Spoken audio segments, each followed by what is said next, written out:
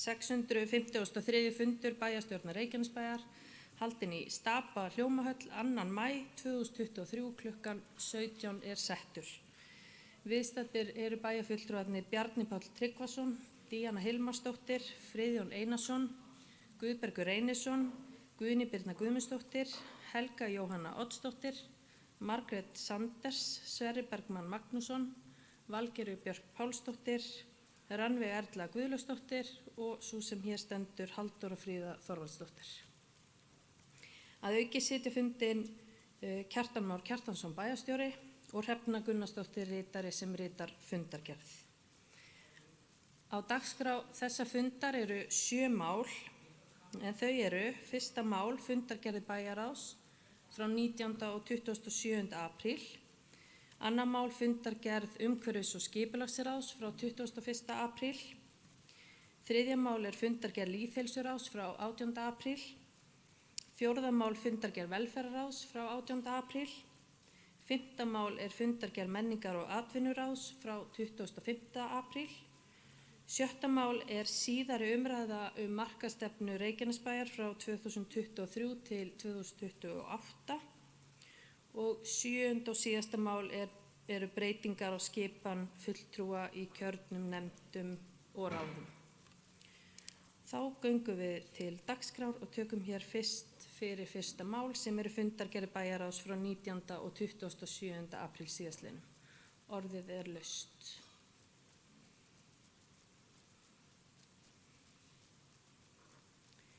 Það er enginn sem óskar eftir að taka til máls. Þeir sem samþykkt geta fundargerðir bæjarráðs frá 19. og 27. apríl eru beðnir að gefa merki og þær eru samþykktar 11:0. Þá tökum við næst fyrir annað mál á dagskrá sem er fundargerð umhverfis- og skipulagsráðs frá 21. apríl og eins og áður eru nokkur mál sem samþykkja þarf sérstaklega og þá hefjum við þá yfirferð. Fyrst er það hér 7. mál, Djúpivogur 5, gistiheimili. Orðið er laust. Enginn sem óskar eftir að taka til máls. Þeir sem samþykkt geta 7. mál eru beðnir að gefa merki og það er samþykkt 11:0. Þá tökum við næst fyrir 7. mál fundargerðarinnar sem er Faxabraut 55 gistiheimili. Orðið er laust. Enginn sem óskar eftir að taka til máls. Þeir sem samþykkt geta 7. mál Faxabraut 55 gistiheimili eru beðnir að gefa merki og það er samþykkt 11:0. Þá tökum við fyrir 8. mál Hraunsugur 8 gistiheimili. Orðið er laust. Enginn sem óskar eftir að taka til máls. Þeir sem samþykkt getur beðnir að gefa merki. Það er samþykkt 11:0. Þá tökum við næst fyrir 9. mál fundargerðarinnar sem er Sunnubraut 16 gistiheimili. Orðið er laust. Enginn sem óskar eftir að taka til máls. Þeir sem samþykkt geta 9. mál eru beðnir að gefa merki og það er samþykkt 11:0. Þá tökum við fyrir 10. mál fundargerðarinnar sem er Vallargata 13 gistiheimili. Orðið er laust. Enginn óskar eftir að taka til máls. Þeir sem samþykkt geta 10. mál fundargerðarinnar eru beðnir að gefa merki. Það er samþykkt 11:0. Þá er það næst 11. mál fundargerðarinnar Vesturgata 36 gistiheimili. Orðið er laust. Enginn sem óskar eftir að taka til máls. Þeir sem samþykkt geta málið eru beðnir að gefa merki og 11. mál er samþykkt 11:0. Þá tökum við næst fyrir 13. mál fundargerðarinnar sem er Eikardalur 10 bílastæði. Orðið er laust. Þeir sem samþykkt geta 13. mál Eikardal 10 bílastæði beðnir að gefa merki og það er samþykkt 11:0. Tökum við fyrir 14. mál fundargerðarinnar Kliftröð 2 stækkun. Orðið er laust. Enginn sem óskar eftir að taka til máls. Þeir sem samþykkt geta 14. mál eru beðnir að gefa merki Það samþykkt 11.0. Þá það næst 15. mál sem Hafnargata 39 gistiheimili. Orðið laust. Enginn sem óskar eftir að taka til máls. Þeir sem samþykkt geta þetta mál, 15. mál, beðnir að gefa merki. Og það samþykkt 11.0. Þá tökum við næst fyrir 16. mál fundargerðarinnar sem Bergvegur 12 stækkun. Orðið laust. Enginn sem óskar eftir að taka til máls. Þeir sem samþykkt geta 16. mál eru beðnir að gefa merki. Það samþykkt 11.0. Þá það 17. mál fundargerðarinnar Suðurgata 50 hækkun á þaki. Orðið laust. Enginn sem óskar eftir að taka til máls. Þeir sem samþykkt geta 17. mál eru beðnir að gefa merki. Það samþykkt 11.0. Þá tökum við fyrir 18. mál fundargerðarinnar sem flugvellir 8 færsla á byggingarreit. Orðið laust. Enginn sem óskar eftir að taka til máls. Þeir sem samþykkt geta 18. mál eru beðnir að gefa merki. Það samþykkt 11.0. Og þá tökum við fyrir hér síðasta málið sem þarf að samþykja sérstaklega sem 22. mál fundargerðarinnar Bolafótur 21, 23 og 25 deiliskipulagstillaga. Orðið laust. Það enginn sem óskar eftir að taka til máls. Þeir sem samþykkt geta 22. mál eru beðnir að gefa merki og það samþykkt 11.0. Þá gefur forseti orðið laust fundargerðinni í heild sinni. Margrét Sanders gjörðu svo vel.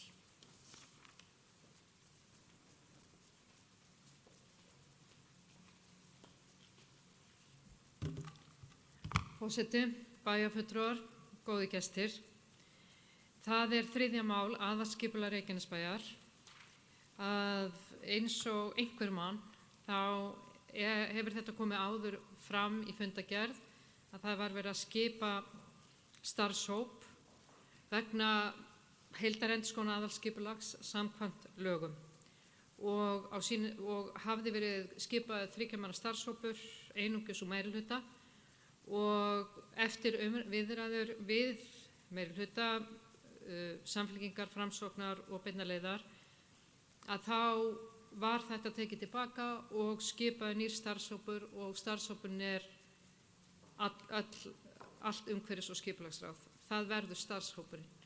Ég vil þakka meirihlutanum fyrir að hafa tekið vel í þessi ábendingu, þakka fyrir að þetta var í rauninni ekki ætlun að valta yfir eins og einhver orðaði minnihlutan heldur einungis að menn áttuðu sig ekki á þessu og það ekki einungis okkar ætlan að koma hingað upp og eilítið vera að gagnrýna eða koma með athugasemdir heldur ber að þakka að það sé vel gert.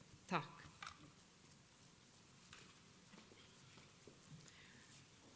Bæjarstjóri Kjartan Már Kjartansson gjörðu svo vel. Forseti, ágætu bæjarfulltrúar, bara í beinu framhaldi af því sem bæjarfulltrúi Margrét Sanders var að tala hér áðan í sambandi við aðalskipulag þá til upplýsingar og upprifjunar kannski að þá þarf bæjarstjórn að ákveða innan árs frá síðustu sveitarstjórnarkosningum hvort hún ætli að fara í endurskoðun á aðalskipulagi og sveitarstjórnarkosningar fóru fram 14. maí síðastliðinn 2022 þannig að við erum svona á síðustu metrónum með að taka þess ákvörðun en við gerum það þá hér með en hér ekki að ræða heildarendurskoðun á aðalskipulaginu eins og var í fyrra heldur, fyrir 4 árum heldur að ræða breytingu á aðalskipulagi sem minna mál heldur en heildarendurskoðun á aðalskipulagi þannig að þetta ætti nú að renna svona ljúfar í gegn og annað sem ég langa og það kannski þessu tengt líka allar þessar öll þessi mál gistiheimili í heimahúsum sem að koma inn núna til afgreiðslu hafa einmitt verið að bíða eftir eða kerfið hefur verið að bíða eftir að taka afstöðu til þessara óska þar til að búið var að samþykkja endurskoða aðalskipulag. Og nú það búið og þá hægt að taka afstöðu til þessar óska. Þess vegna þetta að koma allt saman inn núna í gistiheimili flokki 2 sem þýðir gistiheimili flokki 1 Airbnb sem að gildir, menn geta starfrætt það í heimahúsi án sérstakrar heimildar okkar, heldur bara að skráða hjá sýslumanni og geta þá annarkvort haft opið eða boðið þá þjónustu í 90 daga eða 2 milljónir minnum í tekjur. En flokku 2 sem eru þessi heimili þarna, eða þessi gistiheimili, þessi leyfi, er lengri tími. Það að segja að þú getur þá verið með rekstur allt árið. Það munurinn á þessu. Bara svona til upplýsingar. Takk.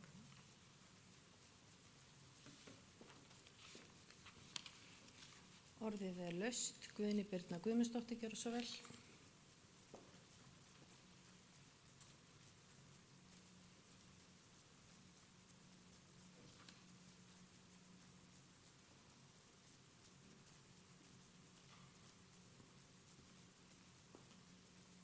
Virðulegi forseti, ágætu bæjarfulltrúar. Já, mig langar að koma upp undir lið 2 í fundargerð umhverfis- og skipulagsráðs, skólalóð og almenningsgarðar Ásbrú vinnslutillaga. Mig langar í rauninni bara að flagga þessu máli hér. Þetta tillaga að deiluskipulagi. Þetta 47 blaðsíðna skýrsla sem mjög áhugaverð og flott og byggir á rammaskipulagi Ásbrú sem var áður gert. En þar segir lýsir í rauninni ferlinu sem að þessi tillaga í, en lýsing fyrir nýtt deiliskipulag var kynnt í október 2021 og nú í rauninni þessi tillaga komin á vinnslustig 2 sem kynning á vinnslustigi. Þannig að núna verður þessi tillaga kynnt og hagsmunaaðilar fá tækifæri til að kynna sér drögin og senda inn athugasemdir og ábendingar sem við hvetjum til. Og tillagan verður aðgengileg á vef sveitarfélagsins og send umsagnaraðilum. Þannig að ég hvet ykkur til að skoða þessa flottu skýrslu. Þarna tillaga að uppbyggingu nýja skóla á Ásbrú og uppbyggingu þar í kring. Og þetta mjög spennandi verkefni og hlakka til að sjá þetta fæðast betur. Takk.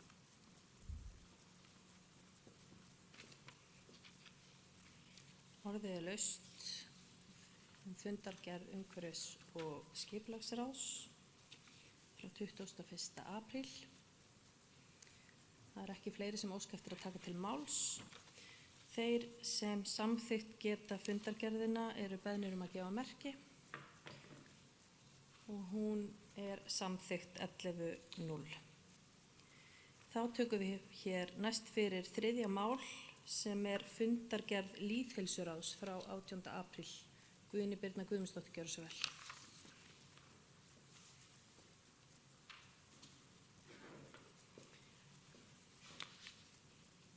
Díana Hilmarsdóttir ætlar að hefja hérleika, gjörðu svo vel.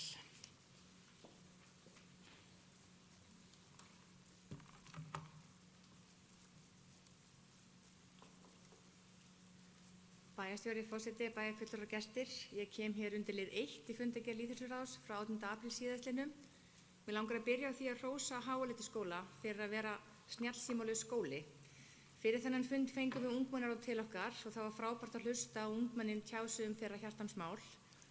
Það sem að flest þeirra komu inn á var andleg heilsa og afþreying og einn ræddi símalaust skólahald og sá var ekki nemandi í Háaleitisskóla. Háaleitisskóli eini grunnskólinn í Reykjanesbæ að ég veit sem snjallsímalaus og skólastjórinn þar segir reynsluna af því hafi verið mjög jákvæða. Þetta var fyrst gert árið 2018 með velferð barnanna í huga, en einbeiting þeirra var meðal annars minni í tímum þar sem að síminn átti huga margra. Var þetta gert án samráðs við þau og eftir að nemendur óskuðu þess að símar yrðu leyfðir aftur á nemendaþingi haustið 2021 var ákveðið að leyfa snjallsíma aftur það skólaár fyrir 8. til 10. bekk. En svo var skólinn aftur snjallsímalaus og það var að beiðni nemendana sjálfra, sem að mér finnst alveg frábært og sýnir klárlega að þau hafi sjálf fundið þau neikvæðu áhrif sem geta skapast frá þessum tækjum.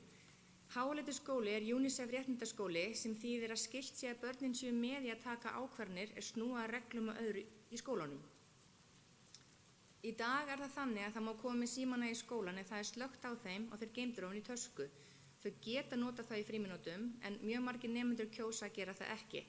Það er mikilvægt ef að skólar eru snjallsímalausir að vera með afþreyingu fyrir börnin, góð útivistarsvæði og einnig eitthvað við að vera innan skólaveggjanna.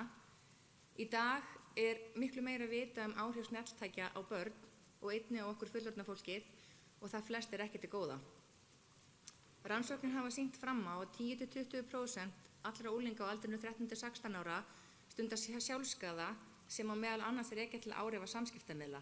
Andlegri heilsu ungmenna hefur hrakað mikið frá árunum 2010–2016 og ég get ekki ímyndað mér að það sé mikið betra í dag því miður. 55% einstaklinga upplifa slæma sjálfsmynd eftir notkun á samfélagsmiðlum og notkun samfélagsmiðla hefur aukist töluvert samhliða verri andlegri líðan ungmenna. Eftir að Háaleitiskóli var símalaus þá sjá starfsmenn skólans mun á krökkunum og þá helst að þau eru framfærari, opnari og ófeimnari hvort við annað.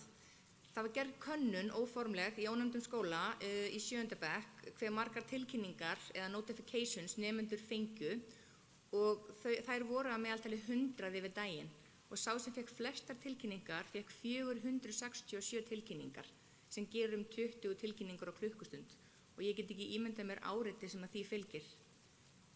Það er mikilvægt að börn og ungmenni fái frí frá því áreiti sem notkun snjallsíma hefur á heilastarfsemi ungmenna. Ég persónulega myndi vilja sjá alla grunnskóla í Reykjanesbæ snjallsímalausa og að það yrði að sjálfsögðu að vera í samvinnu við nemendur og mér langar að hvetja skólastjórnendur til þess að skoða þetta hjá sér og ég velti einnig fyrir mér af hverju fleiri grunnskólar og ekki allir grunnskóli hér í bæjarfélaginu séu ekki UNICEF réttindaskólar. Ég veit ekki hvort það er bara skólana sjálfra að óska eftir því en ef svo er þá hvet ég skólastjórnendur einnig til þess að skoða það. Takk.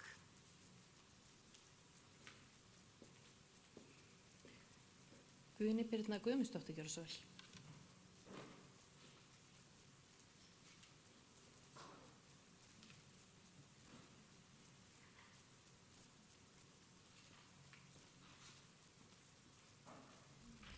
Virðulegi forseti, kæru bæjarfulltrúar.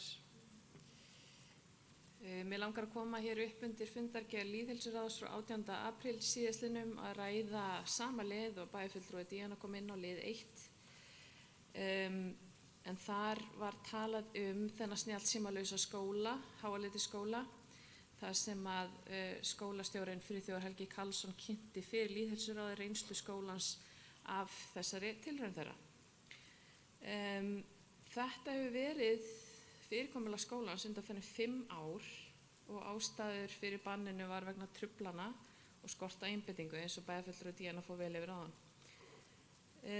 Niðurstöður úr könnunum sem Háaleitiskóli vísa til rýma einnig við rannsóknina Ungt fólk 2022 meðal nemenda í 8. til 10. bekk á öllu landinu, framkvæmda rannsókn og greiningu en þar kemur fram með leyfi forseta. Hlutfall stelpna í 8. til 10. bekk sem mat andlega heilsu sína góða eða mjög góða þessi ár 2018–2022 var í 8. bekk 69% árið 2018 en 57% árið 2022. Stelpum í 10. bekk mátu andlega heilsu sína góða 53% árið 2018 en var komin í 41% 2022.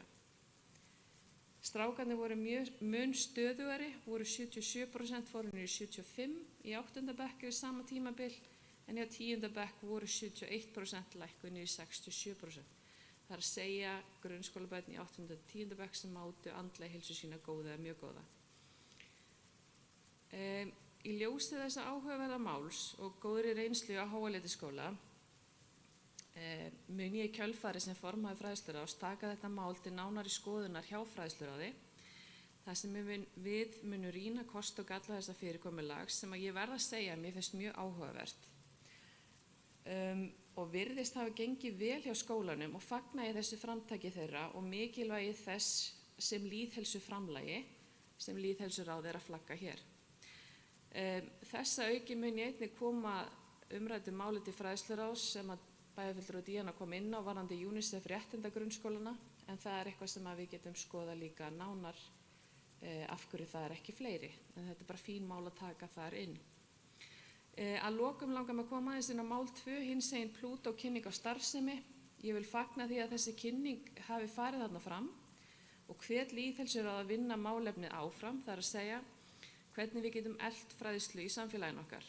Það er lýðheilsumál og okkur líði öllum vel og við eigum öll samlið í gegnum þetta líf okkar, alveg sama hverja skoðanir okkar, venjur eða kynhneigð er.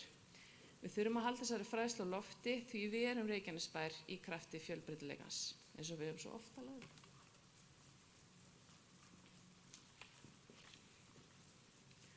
Takk fyrir þetta. Orðið er laust fundargerð lýðheilsuráðs. Það er ekki fleiri sem óska eftir að taka til máls. Þeir sem samþykkt geta fundargerð lýðheilsuráðs frá 18. apríl eru beðnir að gefa merki. Hún er samþykkt 11.0. Þá tökum við hér næst fyrir fundargerð velferðaráðs frá 18. apríl síðastliðnum, en áður en forseti gefur orðið laust þá legg ég hér fram tillögu að fyrsta máli í fundargerðinni, sem eru breytingar á reglum, verði vísað til bæjarráðs. Ég óska eftir að við greiðum atkvæði það hér. Þeir sem samþykkt geta vísa fyrsta máli til bæjarráðs eru beðnir að gefa merki og það er samþykkt 11.0. Þá gef ég orðið laust fundargerðina. Guðný Birna Guðmundsdóttir, gjörðu svo vel.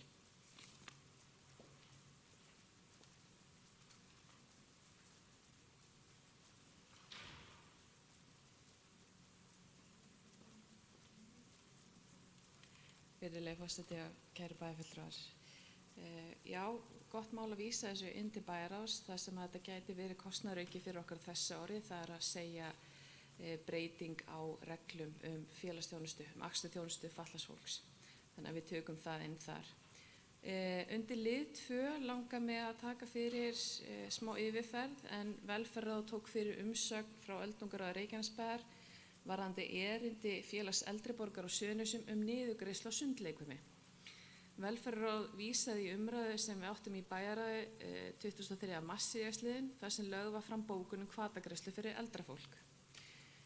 Hvatagreiðslur í Reykjanesbær hafa átt sér langa sögu en við höfum hækkað hvatagreiðslu fyrir börn úr 7.000 í 45.000 frá árinu 2014.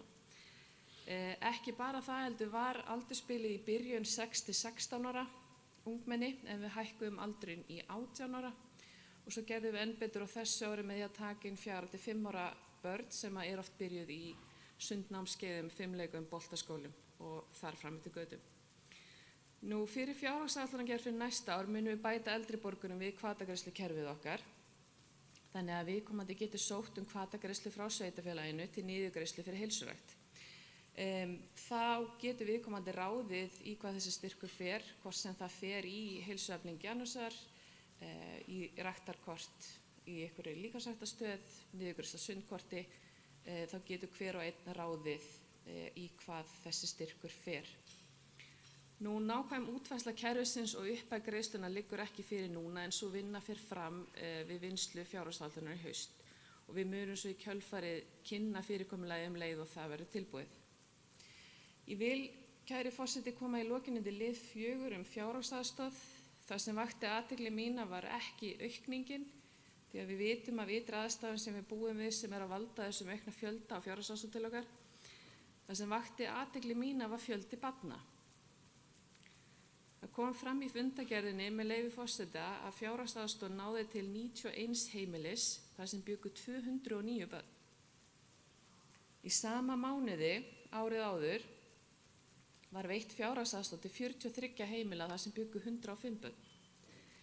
Þannig að á ári eru tæplega 100 fleiri börn sem búa á heimilum sem þiggja fjárhagsaðstoð sveitarfélagsins.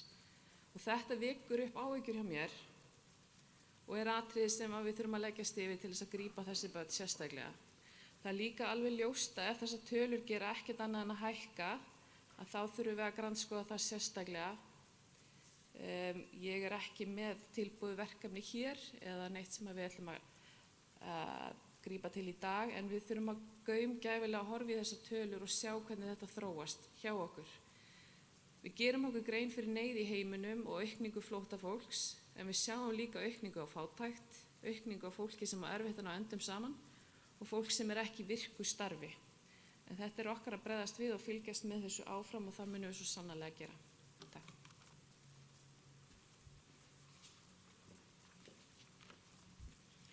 Takk fyrir þetta. Orðið er laust fundargerð velferðarráðs.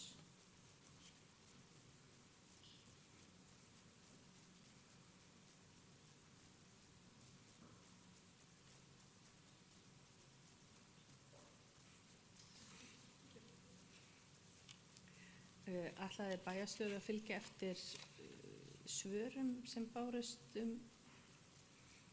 akkurat.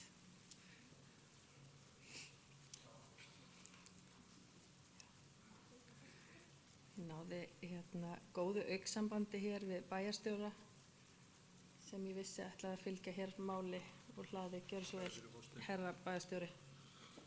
Fyrirgefið þetta á fundi bæjarstjórnar í apríl fyrir fundinum í apríl þá komu fram fyrirspurnir undir fundargerð velferðarráðs vegna 7. máls sem að yfirskrift þess máls var mælaborð og tölulegar upplýsingar og erindið er eftirfarandi. Ég sendi ykkur þetta í dag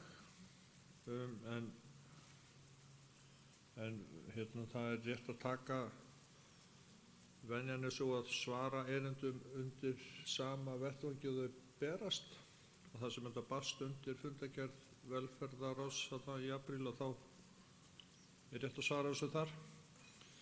Fjárhagsaðstoð í febrúar 2022 og 2023 til samanburðar. Þarna er aukningu útgjalda 127% að ræða og fjölgun heimila 158%. Ég, Helga Jóhanna Oddsdóttir, óska eftir því að bæjarfulltrúar fái nánari greiningu á því hvað býr að baki þessari miklu aukningu. Þetta var erindið og fyrirspurnin. Og nú hefur sviðsstjóri velferðarsviðs, Hera Ósk Einarsdóttir, tekið saman svör við þeim spurningum sem bárust og ég ætla að lesa þetta yfir. Spurningin fyrsta er þessi: er þetta hrein útgjaldaaukning sem lendir á sveitarfélaginu eða fáum við einhverjar greiðslur á móti til dæmis frá ríkinu? Svar: nei, hér er ekki hreina útgjaldaaukningu hjá sveitarfélaginu að ræða. Varlega má áætla að Reykjanesbær fái 75% þessar útgjalda endurgreidd frá ríkinu eða rúmlega 41 milljón króna vegna flóttafólks sem fengið hefur vernd á Íslandi og er búsett í Reykjanesbæ. Langfjölmennast í þeim hópi er flóttafólk frá Úkraínu og Venezuela.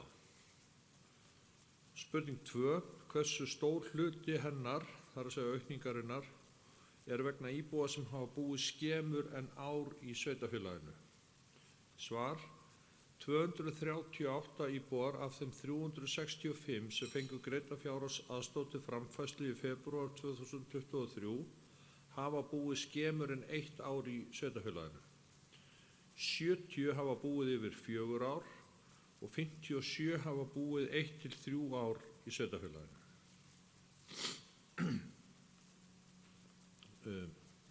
Þriðja spurning: hversu stór hluti fellur til vegna umsækjenda alþjóðlega vernd? Svar: ekkert af greiddri fjárhagsaðstoð fellur til vegna umsækjenda alþjóðlega vernd. Umsækjendur alþjóðlega vernd fá greitt samkvæmt sérstöku samningi við ríkið og ber ríkið þann kostnað. Sveitarfélagið leggur út fyrir þeim kostnaði og fær hann að fullu endurgreiddan. Fjórða spurning: hverjar eru helstu ástæður þess að þessi stóri hópur þurfi fjárhagsaðstoð nú þegar atvinnuleysi hefur sjaldan verið minna á svæðinu og fyrirtæki keppast að ráða til sín starfsfólk?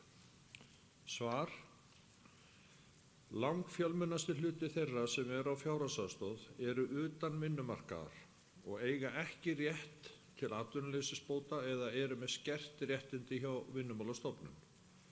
Ástæða þessa getur verið að einstaklingar hafi ekki áunnið sér að fullu rétt til atvinnuleysisbóta eða hafa fullnýtt réttindi sín hjá Vinnumálastofnun á undanförnum árum í því háa atvinnuleysi sem ríkt hefur á Suðurnesjum.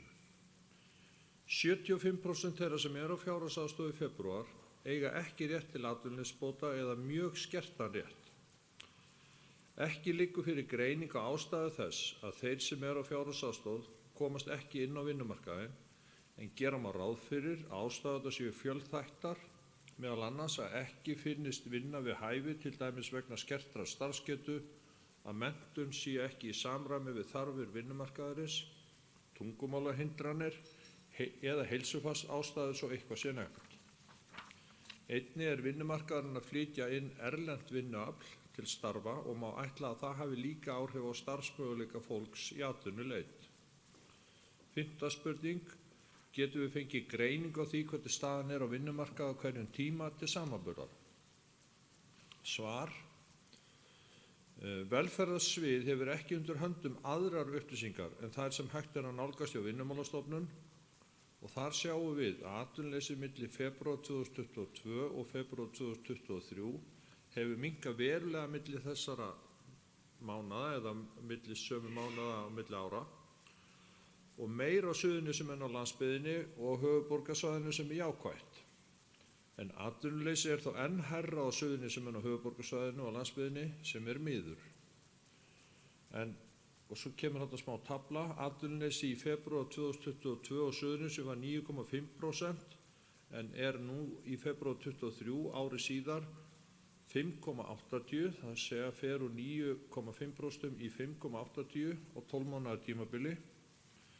Landsbyggðin utan höfuðborgarsvæðis var með atvinnuleysi upp á 5,2% í febrúar 2022 og er nú með í febrúar síðastliðinn 3,4%, fer úr 5,2% í 3,4%, og höfuðborgarsvæðið var með 5,3% í febrúar 2022 en er nú með 3,8% í febrúar 2023. Undir þetta ritar vinningafylgst Hera Ósk Einarsdóttir, sviðsstjóri velferðarsviðs.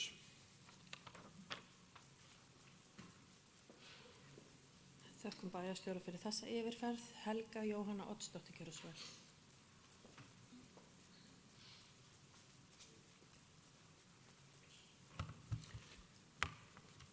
Forseti, ágætu bæjarfulltrúar, bæjarstjóri. Ég vil byrja á því að þakka bæjarstjóra kærlega fyrir greinagóða yfirferð á þessum svörum og Heru Ósk Einarsdóttur, sviðsstjóra, fyrir samantekt þeirra. Það sem að eftir stendur er hugsunin hvernig getum við í Reykjanesbæ færst nær landsbyggðarmeðaltalinu og höfuðborginni, þar sem við erum í dauðafæri verandi í bakgarðinum á höfuðborgarsvæðinu og með öll þessi stóru uppbyggingatækifæri hér. Það er ákveðin þversögn í þeim vangaveltum hvort að það geti verið að erlent vinnuafl sé mögulega að gera þeim sem að hér búa nú þegar erfiðara fyrir að sækja og komast að í atvinnu, af því að það veit maður af eigin reynslu og það fer engin atvinnurekandi viljandi í gegnum það ferli að flytja inn erlent vinnuafl. Það er yfirleitt neyðarúrræði þegar maður nær ekki að manna þau störf sem að laus eru. Þannig að ég hvet okkur til þess að halda áfram að rýna þessar tölur og skoða sem samfélag hvernig getum við stutt fólkið okkar til atvinnu, til þess að bæta við færni sína eða komast allavega nærri þessu meðaltali sem að höfuðborgarsvæðið og landsbyggðin er að sýna. Það á ekki verið neitt náttúrulögmál að atvinnuleysi í Reykjanesbæ sé alltaf það hæsta. Takk.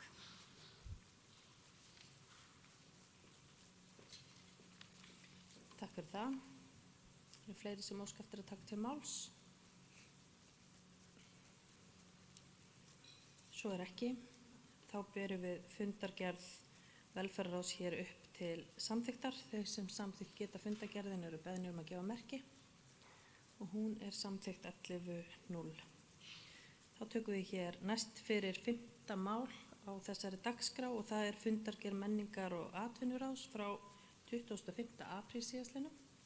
Orðið er laust. Sverrir Bergmann Magnússon, gjörðu svo vel.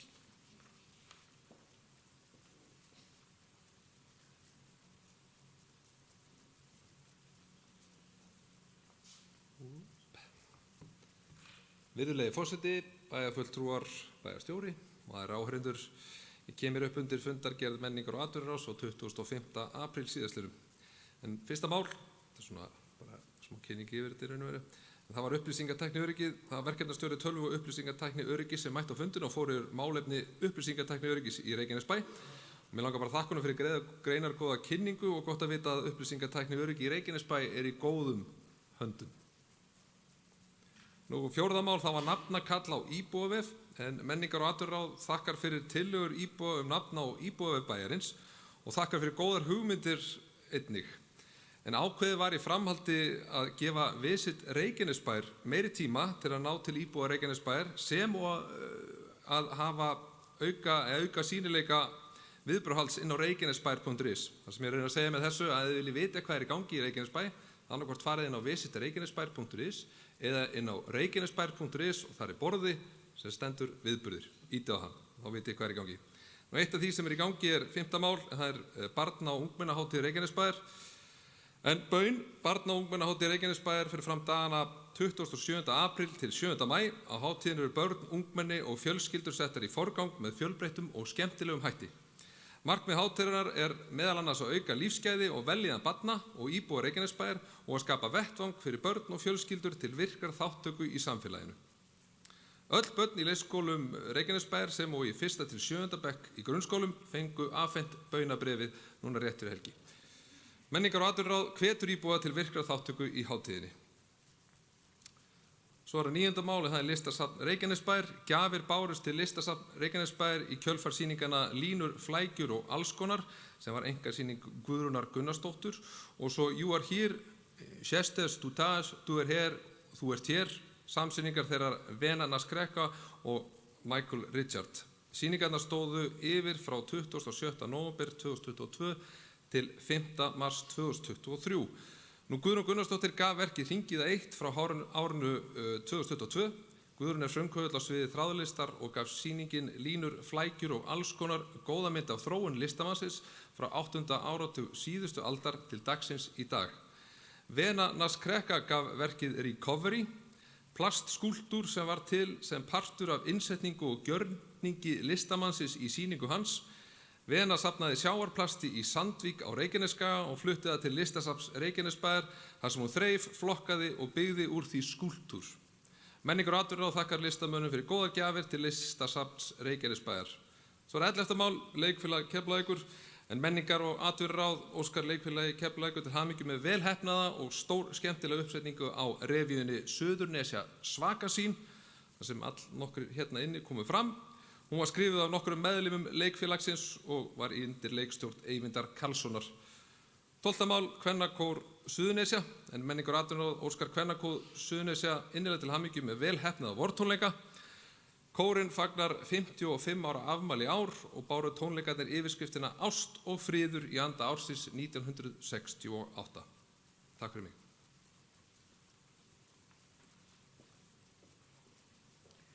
Kæra þakki fyrir þessa yfirferð. Bjarni Páll Tryggvason, gjörðu svo vel.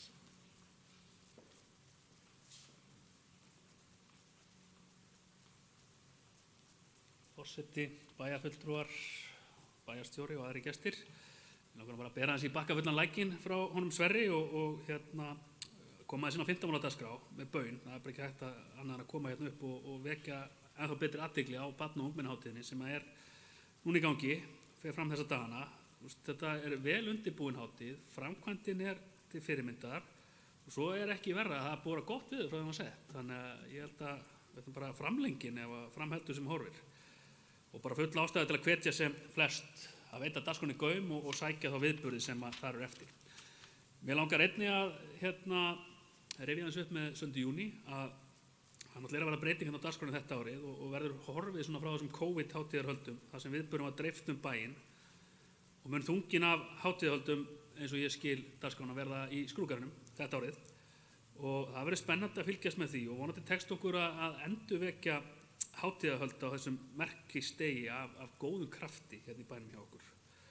Og lokum vill ég bara taka undir þakkir ráðsins til Leikfélags Keflavíkur með góða leiksýningu og eins til Kvennakórsins með 55 ára afmælið. Takk fyrir.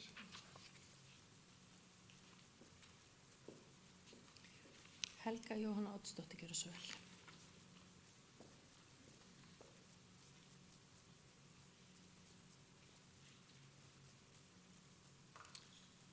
forseti, ágætu bæjarfulltrúar.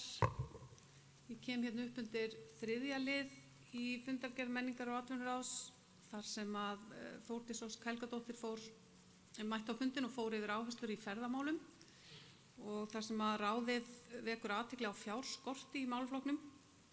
Ég kíkti aðeins á meðfylgjandi gögn og velti fyrir mér og óska eftir svörum hvað það varðar að þegar við gerum þessa breytingu og við færum atvinnumálin yfir til hafnarinnar, að hvað veldur því að ferðaþjónustan eða þessi áhersla að ferðaþjónustuna fylgi ekki, og eins miðað við þá fjárhagsáætlun sem að fylgdi hérna þessari fundargerð, að þá velti ég líka fyrir mér hvað á að gera fyrir þennan pening. Það er eins og þetta hafi bara gleymst einhvers staðar.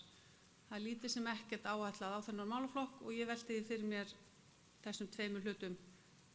Hvað veldur þessari óbúslega rýru áætlun í málaflokkin og hvers vegna var hann ekki færður með atvinnumálunum í heild sinni undir höfnina? Takk.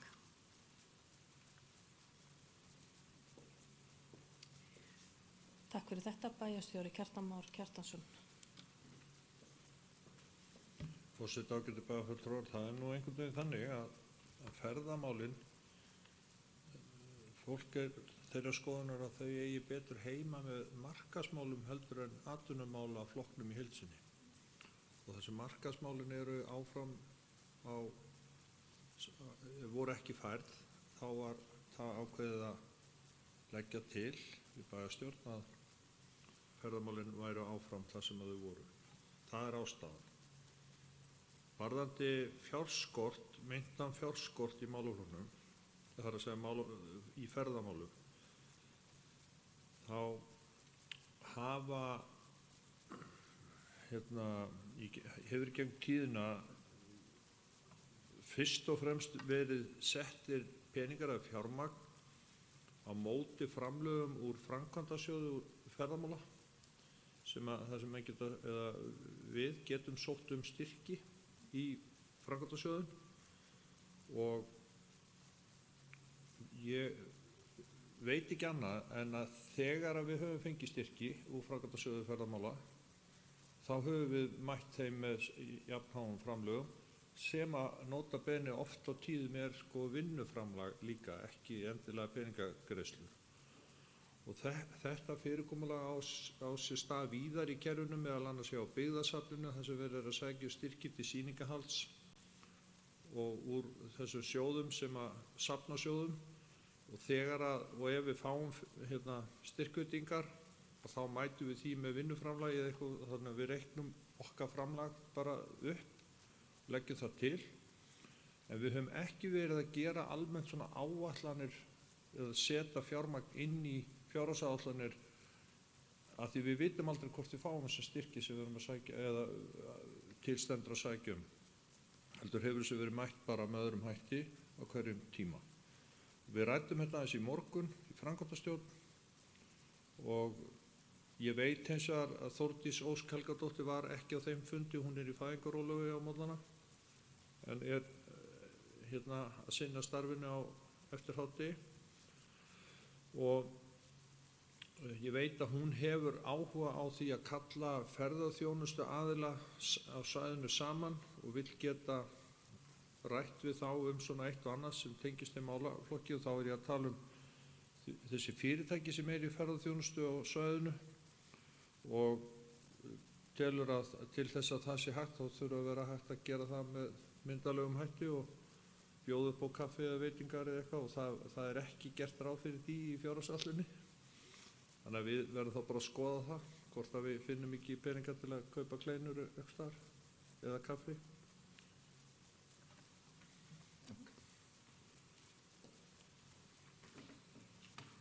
Takk fyrir þetta. Friðjón Einarsson, gjörðu svo vel.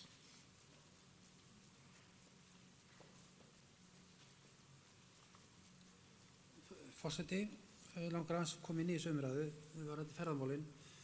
Reykjanesbær tekur þátt í nokkru verkefnum sem tengjast ferðamálum og ferðaþjónustunni, og það er auðvitað Heklan hjá SSS og síðan auðvitað SSS sjálft og svo er það geoparkin.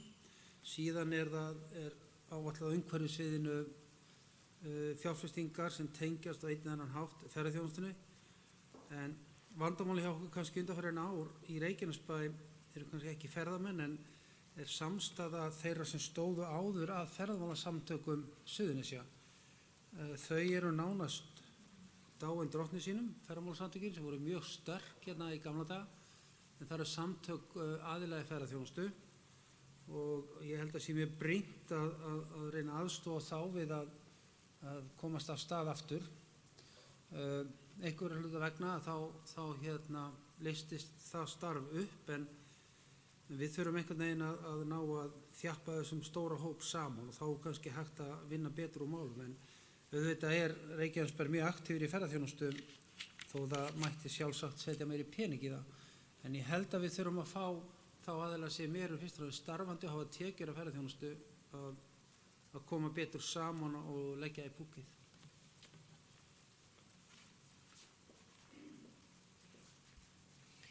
Orðið er laust fundargerð menningar og atvinnuráðs.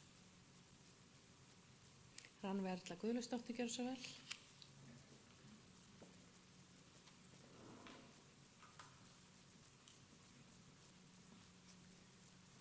Virðulegi forseti, bæjarstjóri og aðrir gestir. Nú bara rétt náði ég að glöggva mig á þessum þriðja lið sem að er hvernig fjármagni er skipt. Nú hef ég tekið eftir því að allan bæ eru húsbílar komnir á kreik og gista hér og þar og eru ljós kveikt inn í og vantar ennþá alveg rosalega aðstöðu fyrir þetta og nú á þetta mögulega heima inn í Öskinu en þar sem þetta svona þvælist á milli þá eitthvað ég að koma með þetta. En þar eru peningar og hægt er að fá til dæmis íþróttafélögin til þess að sinna þjónustunni, fá að því einhverjar tekjur og annað eins. En Reykjanesbær þykir mér rosalega mikill ferðabær. Hér er öll gisting sprungin fyrir löngu. Veit ég marga sem voru búin að selja sumarið í janúar og febrúar, þá var bara allt uppselt hjá þeim. Við erum með þennan hóp sem væri rosalega gott að fá inn í bæinn til þess að sækja söfnun okkar og veitingastæði og annað eins, hafa aðgang að salerni. Þannig að mér finnst kannski svona yfirsjást þarna þessi hópur. Nú var ég að keyra bæinn og ég sá húsbíla út allt sem hvergi höfðu raunverulega stað til að vera. Mögulega fyrsta kvöldið eða nýlent og komu seint og vildi ekki fara af stað. Sumir hafa mögulega bara að fara út snemma næsta dag og vilja ekki skila bílnum strax. En þau gista hér allan bæ. Þannig að ég myndi vilja sjá annarkvort inn í Öskinu eða inn í menningaráði að þetta sé kannski skoðað sem hluti af Reykjanesbæ sem ferðamannabæ.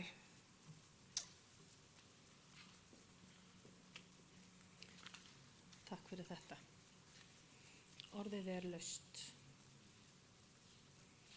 Það er ekki fleiri sem óska eftir að taka til máls. Þeir sem samþykkt geta fundargerð menningar og atvinnuráðs frá 25. apríl eru beðnir að gefa merki og hún er samþykkt 11:0. Þá tökum við hér fyrir 6. mál á dagskrá sem er síðari umræða markaðsstefnu Reykjanesbæjar frá 2023 til 2028. Orðið er laust. Sverrir Bergmann Magnússon, gjörðu svo vel.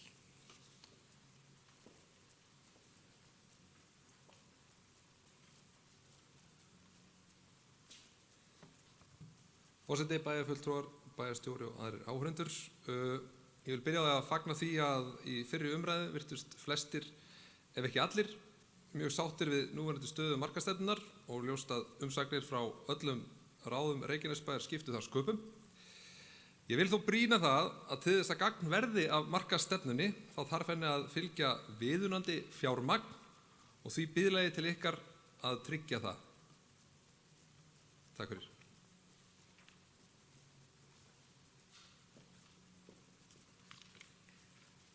Guðni Birna Guðmundsdóttir, gjörðu svo vel.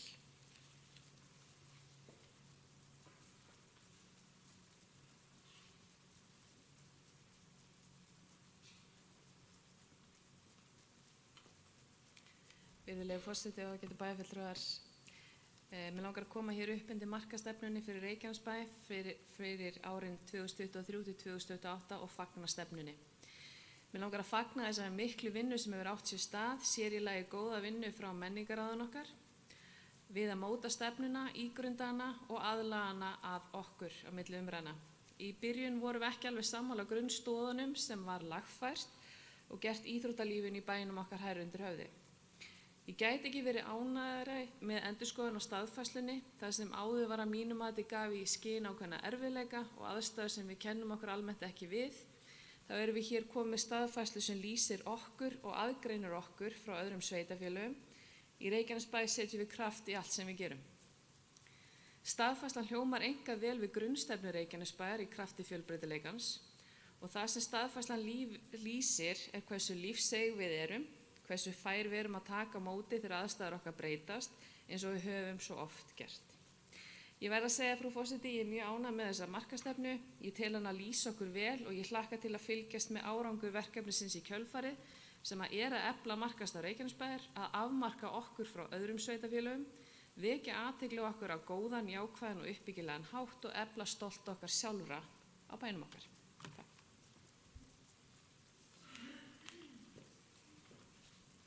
Takk fyrir þetta, orðið er laust.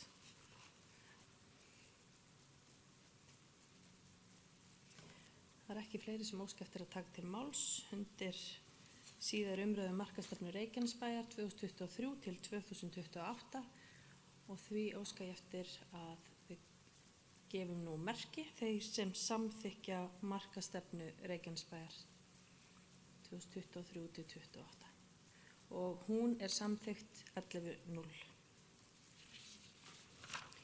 Þá tökum við hér fyrir 7. og síðasta mál á dagskrá þessa fundar og það eru breytingar á skipan fulltrúa í kjörnum nefndum og ráðum. Það er Guðný Birna Guðmundsdóttir.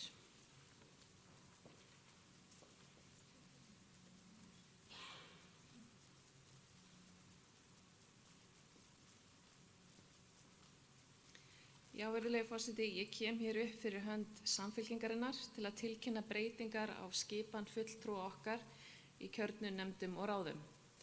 Jón Helgason, fulltrúi okkar, hefur óskað eftir því að draga sig úr nefndastörfum hjá Samfylkingunni. Jón hefur setið í 2 nefndum hjá okkur sem aðalmaður í framtíðanefnd og sem varamaður í stjórn Reykjaneshafnar. Í hans stað tilnefni ég í framtíðanefnd sem nýjan aðalmann Jóhönnu Björk Sigurbjörnsdóttir sem var áður varamaður nefndarinnar. Í hennar stað kemur inn Hjörtur M. Guðbjartsson sem nýr varamaður í framtíðanefnd.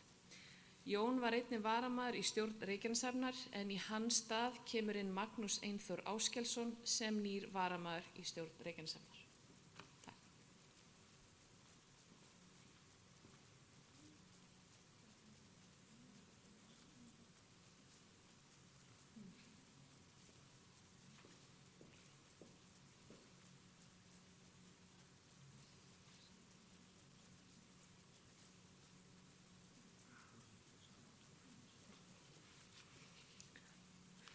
Takk fyrir þetta. Þannig að þá kjósum við hér nýjan aðalfulltrúa og varamann í framtíðanefnd og nýjan varamann í atvinnu- og hafnaráði. Þannig að hér er borin upp tillaga að Jóhanna Björk Sigurbjörnsdóttir verði aðalmaður í framtíðanefnd og berum við það hér upp til samþykktar. Þeir sem samþykkt geta beðnir að gefa merki. Það er samþykkt 11.0 og varamaður Hjörtur M. Guðbjartsson í framtíðanefnd einnig. Þeir sem samþykkt geta það eru beðnir að gefa merki og það er hér samþykkt. Og síðan ber ég hér upp tillögu að varamanni í atvinnu- og hafnaráði sem er Magnús Einþór Áskelsson. Þeir sem samþykja það gefa merki og það er samþykkt 11.0. Það er þá ekki fleira sem liggur fyrir á þessum fundi og því segi ég 653. fundi bæjarstjórnar Reykjanesbæjar slitið.